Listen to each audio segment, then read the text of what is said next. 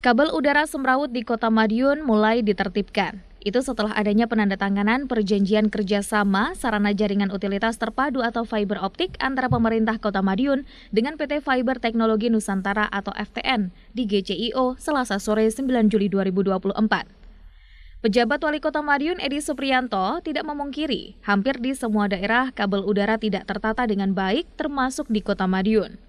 Bahkan satu titik jalan ada lebih 10 kabel atau utilitas sehingga mengganggu estetika kota. Untuk itu ia menyambut baik investasi yang ditanamkan PT FTN di Kota Madiun. Apalagi nilai investasinya cukup besar, yaitu 50 miliar rupiah tanpa menggunakan APBD Kota Madiun. Bahwa ini adalah kita harus maju untuk terus memajukan Kota Madiun. Saya tidak punya kepentingan apa-apa. Kepentingan saya adalah kepentingan pemerintahan untuk masyarakat. Jadi ini adalah investasi. Pure ada investasi masuk ke Kota Madiun untuk membangun jaringan atau fiber optik di Kota Madiun. Sehingga apa? Dengan adanya fiber optik tadi itu yang ditanam di bawah tanah, nanti maka kabel-kabel yang ada di pinggir jalan ini bisa secara berangsur-angsur bisa dikurangi atau mungkin dihilangkan sehingga nanti kabel itu bisa satu jalur di fiber optik tadi itu. Memang ini adalah investasi. Jadi silakan semuanya ngecek, silakan kritiki kami pemerintahan terkait dengan pembangunan ini. Jadi kami sarankan kepada pihak PT FTN juga nanti tolong dibangun juga dengan mempertimbangkan kondisi masyarakat sini.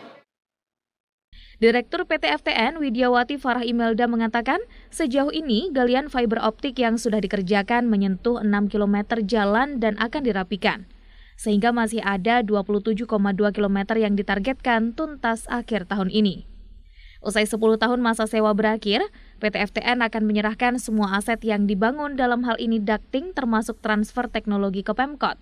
Dengan demikian, ia berharap program itu ke depan menjadi pendapatan pemerintah daerah. Untuk nilai investasi kami itu di 50 miliar dan untuk ruas jalan ada kurang lebih di 43 ruas jalan dengan total 33,2 km yang nantinya di jalan-jalan protokol dulu yang kami kerjakan. Sepanjang itu nanti akan selesai berapa lama? Target kami sih di akhir tahun sudah harus selesai. Skema kerjasama kami yaitu kami dari FTN tentunya membayar sewa yang dimana itu untuk pemasukan PAD Kota Madiun setiap tahunnya sampai dengan kami bekerjasama di 10 tahun.